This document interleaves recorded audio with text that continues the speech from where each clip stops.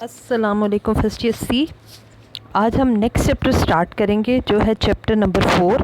Chapter number 3 کو جو mathematical ہے اسے ہم فی الحال چھوڑ دیتے ہیں کیونکہ وہ سارا جو ہے وہ پیپر میں سلیبس میں ہمارے شامل نہیں ہے. تو اس کا کچھ حصہ جو ہے وہ شامل ہے، اس کے میں نوٹس جو ہیں وہ آپ کو دے دوں گی، ٹھیک ہے نا. وہ صرف 2 پیجز ٹوٹل ہیں. تو ہم اپنا نیکسٹ چیپٹر ڈیمانڈ کا سٹارٹ کرتے ہیں. 4 چیپٹر یہ ہے طلب. طلب کا سب سے پہلے جو ہے وہ ہم مفہوم دیکھتے ہیں کہ طلب ہوتی کیا ہے. عام زبان میں جو طلب ہے اس سے مراد کسی شے کے حصول، تمنا یا خواہش لی جاتی ہے، لیکن علم معاشیات میں ہم محض خواہش کو طلب کا نام نہیں دیتے، کیونکہ ایک فقیر جس کے پاس کچھ نہ ہو اگر وہ کار یا کوٹھی کی خواہش کرتا ہے مگر اس کی یہ خواہش طلب نہیں کہلاتی. بس کسی شے کی طلب کے لیے 2 باتوں کا ہونا ضروری ہے: شے کو حاصل کرنے کا ارادہ اور شے کو حاصل کرنے کی قوت. جب کوئی شخص کسی شے کو خریدنے کا پختہ ارادہ کرے گا اور اس کے پاس قوت یعنی رقم بھی ہوگی تو وہ شے کی طلب بن جائے گی. کسی بھی شے کی طلب کا ذکر اس کی قیمت کے بغیر نہیں کیا جا سکتا، یعنی کہ طلب جو ہے وہ قیمت پر ڈیپینڈ کرتی ہے، انحصار کرتی ہے. قیمت کے تبدیل ہونے سے طلب تبدیل ہو جاتی ہے، اور ہم یہ کہتے ہیں کہ قیمت کے کم ہونے سے طلب بڑھتی ہے اور قیمت کے بڑھنے سے طلب کم ہو جاتی ہے. اس لیے طلب جو ہے وہ قیمت کا تفعال ہے. تفعال مینز فنکشن ہے. Quantity demand is a function of price. Quantity demand is the function of price. طلب کی جو تعریف ہے وہ پروفیسر بنہم نے کی ہے. وہ کیا کہتے ہیں؟ کسی شے کی وہ مقدار جسے صارفین ایک خاص عرصہ وقت میں ایک خاص قیمت پر خریدنے کے لیے تیار ہوتے ہیں اس شے کی طلب کہلاتی ہے. کیا ڈیفینیشن ہے؟ کسی شے کی وہ خاص مقدار جسے صارفین ایک خاص عرصہ وقت میں خاص قیمت پر خریدنے کے لیے تیار ہوتے ہیں اس شے کی طلب بن جاتی ہے. اس کے بعد جو ہے وہ ہم طلب کی اقسام جو ہے وہ پڑھتے ہیں.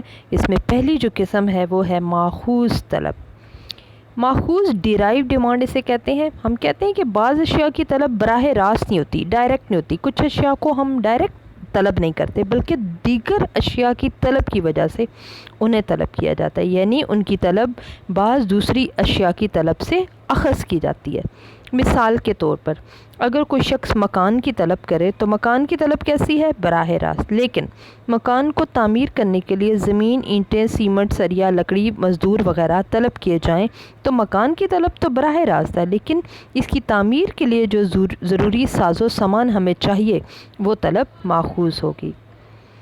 کہتے ہیں کہ عاملین پیدائش کی طلب اشیاء صارفین پیدا کرنے کے لیے ہوتی ہے، اس لیے عاملین کی طلب جو ہے وہ بھی ماخوذ ہوتی ہے. عاملین پیدائش کون سے ہیں؟ میں نے بالکل سٹارٹ میں جب آپ کو پڑھانا شروع کیا تھا تو بتایا تھا: زمین،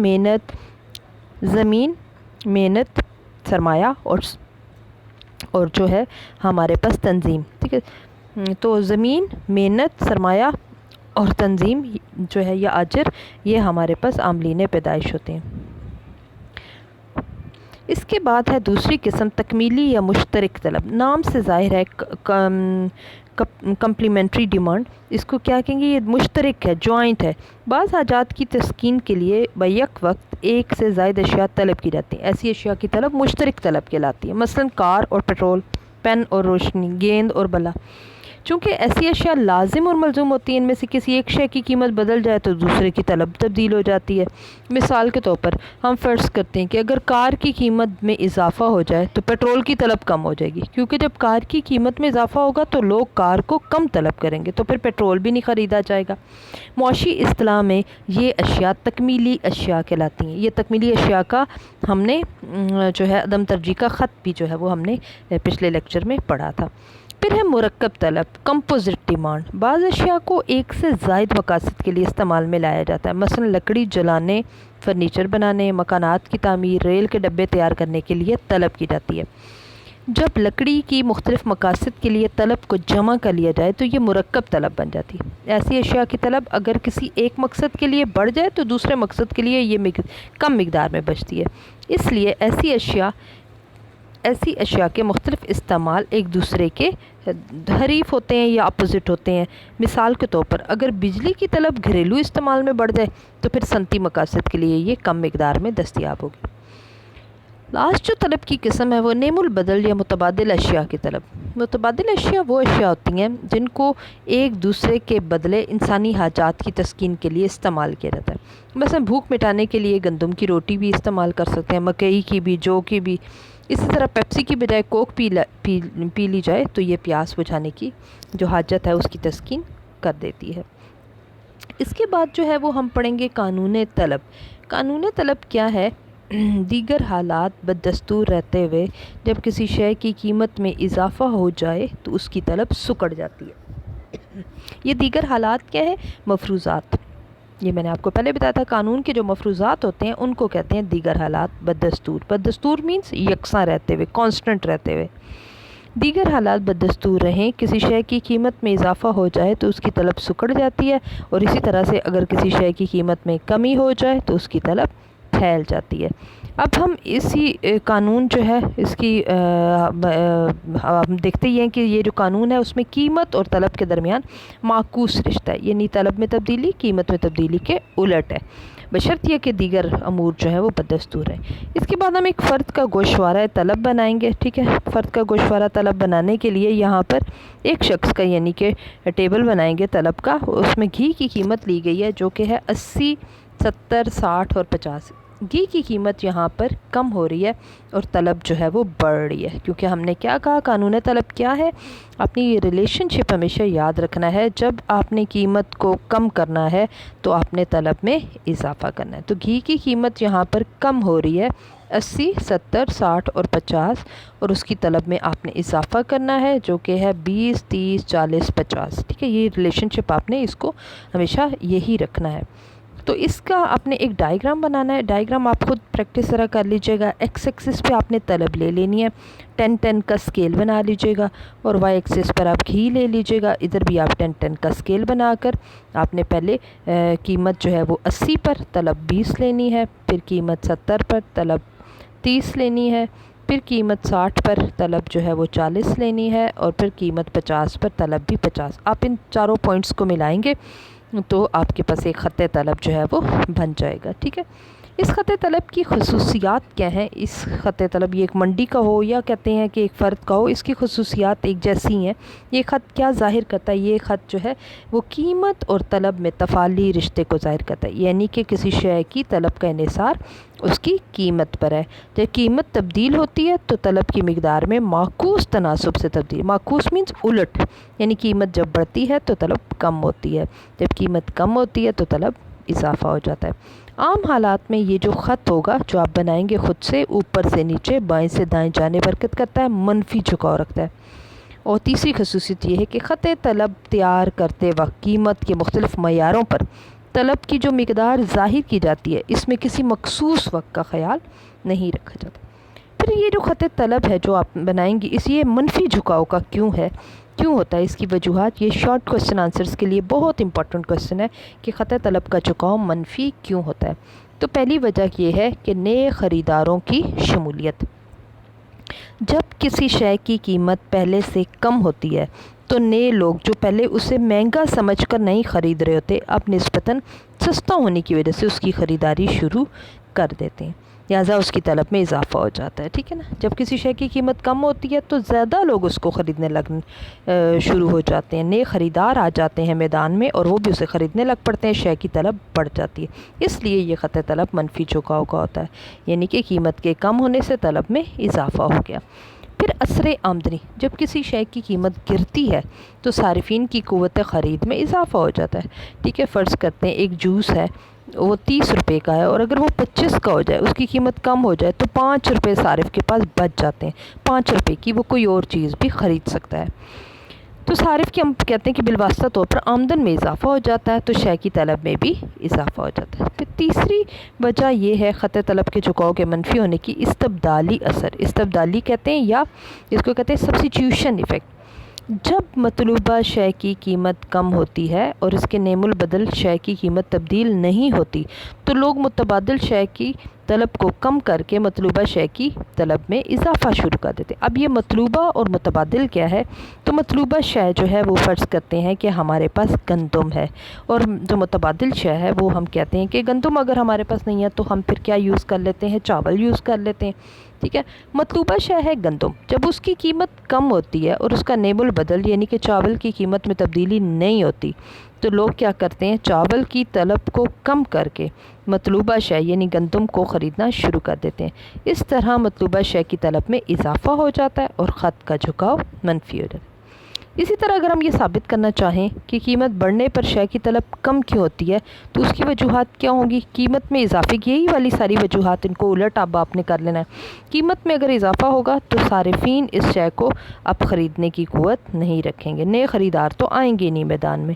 پھر قیمت بڑھنے پر صارفین کی قوت خرید کم ہو جائے گی، حقیقی آمدنی کم ہو جائے گی، اور قیمت زیادہ ہونے کی وجہ سے مطلوبہ شے مہنگی ہو جائے گی، اس لیے لوگ اس کی طلب جو ہے وہ کم کر دیں گے، اور متبادل شے جو کہ سستی ہے اس کی طلب میں اضافہ شروع ہو جائے گا۔ قانون طلب کے مفروضات کیا ہیں؟ قانون طلب کیا تھا؟ دیگر حالات بدستور رہتے ہوئے جب کسی شے کی قیمت میں کمی واقع ہوتی ہے تو اس کی طلب میں اضافہ ہو جاتا ہے۔ تو کیا کہتے ہیں کہ اس قانون طلب کے مفروضات کیا ہیں؟ اس قانون کو درست ثابت کرنے کے لیے کیا کچھ ضروری ہے؟ وہ یہ ہے، کیا ازیوم کیا جاتا ہے، کیا شرائط ہیں؟ پہلی یہ ہے کہ صارفین کی آمدن نہ بدلے۔ اس قانون کو درست ثابت کرنے کے لیے فرض کیا جاتا ہے کہ صارفین کی آمدنی میں تبدیلی نہ آئے، کیونکہ صارفین کی آمدن میں اضافہ ہونے پر اگر شے کی قیمت بڑھ بھی جائے تو طلب کم نہیں ہوگی۔ ایسے ہی ہوتا ہے نا، اگر ہماری آمدن میں اضافہ ہو جائے، اگر آپ کی پاکٹ منی میں اضافہ ہو جائے اور شے کی قیمت بھی بڑھ جائے تو آپ اس کی طلب میں کمی نہیں کریں گے۔ اسی طرح شے کی قیمت میں کمی کے ساتھ صارفین کی اگر آمدن بھی کم ہو جائے تو پھر بھی طلب میں اضافہ نہیں ہوگا، اس لیے قانون غلط ثابت ہوگا۔ ہونا کیا چاہیے؟ جب قیمت کم ہوتی ہے تو طلب میں اضافہ ہونا چاہیے۔ پھر یہ فرض کیا گیا کہ صارفین کی پسند، عادات اور رسم و رواج نہ بدلیں۔ اس قانون کی دوسری شرط یہ ہے کہ صارفین کی پسند اور عادات میں کوئی تبدیلی نہیں آنی چاہیے، نیز شے کے فیشن میں بھی کوئی تبدیلی نہیں آنی چاہیے، کیونکہ جس چیز کا فیشن نہیں ہوگا سستی ہونے کے باوجود لوگ اس کی طلب میں اضافہ نہیں کریں گے، اور جو شے فیشن میں شامل ہوتی ہے آپ کو پتہ ہے وہ مہنگی ہونے کے باوجود بھی لوگ اس کو خرید لیتے ہیں، اس لیے یہاں پر قانون طلب جو ہے وہ درست ثابت نہیں ہوگا۔ پھر صارفین کی تعداد نہ بدلے۔ اگر صارفین کی تعداد میں اضافہ ہو جائے تو اسی قیمت پر طلب میں، اگر دیکھیں صارفین زیادہ کسی شے کو طلب کرنا چاہیں گے تو قیمت کے بڑھنے کے باوجود لوگ اس کو زیادہ طلب کر لیں گے۔ اسی طرح سے اگر آبادی کم ہو جائے تو قیمت جو ہے بے شک کم ہو، لوگ پھر بھی طلب میں اضافہ جو ہے وہ نہیں کریں گے، کمی کر دیں گے۔ پھر متبادل اشیاء کی قیمتیں نہیں بدلنی چاہیے۔ ہم نے ابھی دیکھا متبادل اشیاء کیا ہوتی ہیں؟ جو ایک دوسرے کا نیم البدل ہوتی ہیں، مثلا گندم، چاول، چائے کا نیم البدل کافی۔ متبادل اشیاء کی قیمت کے تبدیل ہونے پر بھی قانون درست ثابت نہیں ہوتا۔ مثلا ہم فرض کرتے ہیں کہ اگر چاول کی قیمت کم ہو جائے، اس کے ساتھ ساتھ گندم کی قیمت میں زیادہ کمی واقع ہو جائے تو اس طرح چاول کی قیمت کم ہونے پر بھی چاول کی طلب میں اضافہ نہیں ہوگا، کیونکہ گندم کیا ہے پھر بھی نسبتاً سستی ہے، زیادہ سستی ہے، اس کی طلب جو ہے وہ بڑھ جائے گی۔ لہٰذا قانون کو درست ثابت کرنے کے لیے ضروری ہے کہ متبادل اشیاء کی قیمتیں تبدیل نہیں ہونی چاہیے۔ پھر زر کی بیرونی قدر تبدیل۔ زر کیا ہوتا ہے؟ روپیہ، پیسہ۔ اگر صارفین کو اس بات کی توقع ہو کہ حکومت تخفیف قدر زر کی پالیسی اختیار کرنے والی ہے۔ تخفیف قدر زر کیا ہوتا ہے؟ زر کی بیرونی قدر کو کم کرنا۔ تخفیف کا مطلب ہوتا ہے کم کرنا۔ تو لوگ اشیاء کی قیمتیں زیادہ ہونے کے باوجود طلب بڑھا دیں گے، کیونکہ اس پالیسی کے بعد اشیاء کی قیمتوں میں مزید اضافہ ہونے کا امکان ہے۔ اسی طرح اگر زر کی قدر میں اضافہ ہونے کی توقع تو اشیاء سستی ہونے کے باوجود زیادہ طلب نہیں ہوں گی، لہٰذا قانون غلط ثابت ہوگا۔ لہٰذا ضروری ہے کہ زر کی بیرونی قدر میں تبدیلی نہ وہ یعنی زیادہ ہو نہ ہی وہ کم ہو۔ شے کا نیم البدل دریافت نہ ہو۔ اگر کسی شے کا نیم البدل دریافت ہو جائے تو لوگ نئی شے کی خریداری پر زیادہ توجہ دیتے ہیں، اور مطلوبہ شے کی قیمت زیادہ نہ بھی ہو تو بھی اس کی طلب کم ہو جاتی ہے۔ پھر شے کی اکائیوں میں یکسانیت ہو. قانون طلب کو درست ثابت کرنے کے لیے ضروری ہے کہ شے کی تمام اکائیاں ہر لحاظ سے ایک ہوں، کیونکہ اگر بعد میں استعمال ہونے والی اکائیاں اگر بہتر کوالٹی کی ہوں گی تو زیادہ کم قیمت کے باوجود لوگ اس کی طلب کو کم نہیں کریں گے. اسی طرح سے اگر بعد میں آنے والی اکائیاں گھٹیا نوعیت کی ہوں اور ان کی اگر قیمت کم بھی ہو جائے تو بھی لوگ اس کو زیادہ مقدار میں طلب نہیں کریں گے بلکہ کم طلب کریں گے. پھر شے کو امتیازی نشان کے طور پر استعمال نہ کیا جائے. ٹھیک ہے، قانون طلب کو درست ثابت کرنے کے لیے ضروری ہے کہ استعمال میں آنے والی شے نارمل ہو، لوگ اسے دوسروں پر سبقت لینے کے لیے یا برتری ظاہر کرنے کے لیے استعمال میں نہ لا رہے ہوں، کیونکہ ایسی صورت میں شے کی چاہے کتنی بھی قیمت ہو لوگ اس کی طلب کو کم نہیں کریں گے. تو یہ ہمارے پاس قانون طلب کے مفروضات تھے.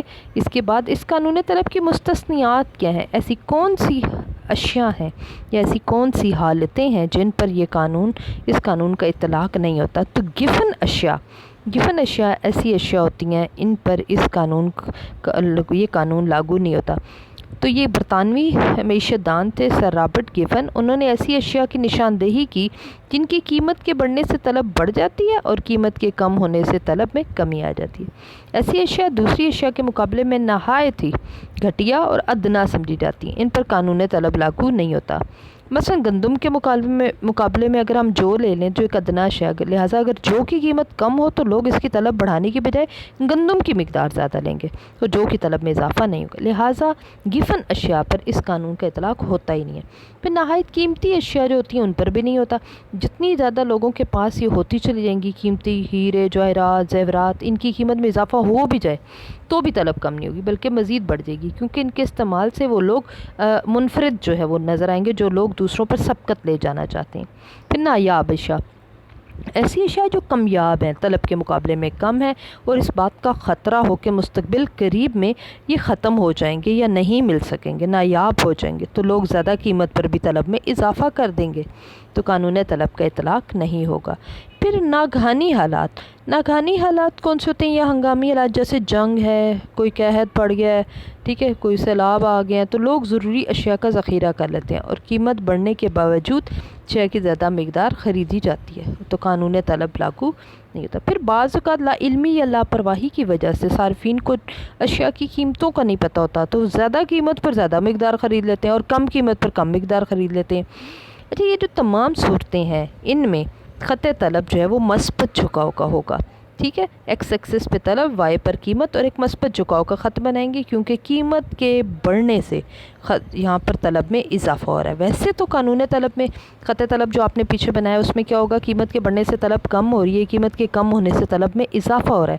لیکن قانون طلب کی مستثنیات یا قانون طلب کی جو حدود ہیں، ٹھیک ہے، ایسی اشیاء جن پر یہ قانون لاگو نہیں ہوتا، ان کے لیے جب ہم خط طلب بنائیں گے تو وہ مثبت جھکاؤ کا ہوگا. ٹھیک ہے، یہیں تک ہی ہم رکھتے ہیں، پھر انشاءاللہ تعالیٰ یہ میتھمیٹیکل اس کا جو پورشن ہے اسے بعد میں کریں گے. اس میں نیا یہ چیپٹر ہے آپ کے لیے، اس میں کوئی بھی آپ کو اگر مسئلہ ہے تو آپ نے مجھ سے پوچھنا ہے. ٹھیک ہے، بہت امپورٹنٹ ہے پیپر کے پوائنٹ آف ویو سے، تو آپ نے اس کو اچھے طریقے سے سننا ہے. جو بھی مفروضات میں یا کہیں پر بھی آپ کو کوئی مسئلہ ہوتا ہے تو آپ نے وہ مجھ سے پوچھنا ہے اور کوشچن کیا کریں. ٹھیک ہے، کوشچن جو ہے وہ جو الگ گروپ بنایا ہوا ہے اس میں آپ کیا کریں تاکہ آپ ان کے مسائل جو ہیں ان کو ہم حل کریں. اوکے، اللہ حافظ.